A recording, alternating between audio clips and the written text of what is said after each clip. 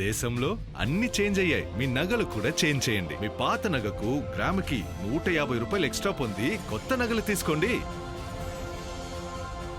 అదే తక్కువ తరుగుకు మీ లలితలో మాత్రమే. కేంద్రపాలిత ప్రాంతమైన యానం శివారు కనకాలపేటలో జన్మదిన వేడుక నిర్వహిస్తున్న కొందరు యువకులపై అనుమానం రావడంతో పోలీసులు తనిఖీలు చేపట్టారు. ఈ సందర్భంగా వారి వద్ద 126 గ్రాముల గంజాయిని స్వాధీనం చేసుకున్నట్టు యానం ఎస్పీ వరదరాజన్ సీఏ సురేష్ బాబు తెలిపారు. అనుమానాస్పదంగా ఉన్న వ్యక్తులను పోలీసులు విచారించగా వారి వద్ద గంజాయి లభించిందని, వెంటనే దాన్ని స్వాధీనం చేసుకుని సంబంధిత వ్యక్తులను అదుపులోకి తీసుకుని కేసు నమోదు చేసినట్టు ఎస్పీ తెలిపారు. ఈ ఘటనపై దర్యాప్తు కొనసాగుతోందని, మాదక ద్రవ్యాల అక్రమ రవాణా వినియోగంపై పోలీసులు కఠిన చర్యలు తీసుకుంటామని ఎస్పీ వరదరాజన్ హెచ్చరించారు. ఎస్ఐ నేను కౌన్సిల్ ఉన్నప్పుడు ఇన్ఫర్మేషన్ వచ్చింది, ఇలాగా కనకాలపేట ఏరియాలో గంజా కొడుతున్నారు అని చెప్పేసి ఇన్ఫర్మేషన్ వచ్చింది. ఆ ఇన్ఫర్మేషన్ ప్రకారం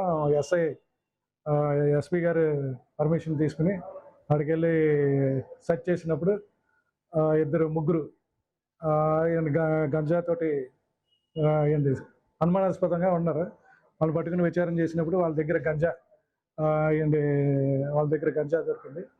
ఒక్కొక్కరి దగ్గర టోటల్ 126 గ్రామ్స్ గంజా, వాళ్ళ దగ్గర నుంచి సెల్ ఫోన్, ఒక బైక్ సీజ్ చేసి స్టేషన్కి తీసుకుని వచ్చి వాళ్ళని విచారణ చేసి ఇంట్రాగేషన్ చేసి వాళ్ళ ఇప్పుడు జ్యుడిషియల్ కస్టడీకి పంపిస్తాం. ఇదే విధంగా యానంలో గంజా నివారణ చేయడానికి యానం పోలీసుల తరఫున స్ట్రిక్ట్ యాక్షన్ తీసుకుని ఎవరు గంజా వర్తన వాళ్ళ మీద స్ట్రిక్ట్ యాక్షన్ తీసుకుంటామని చెప్పారు.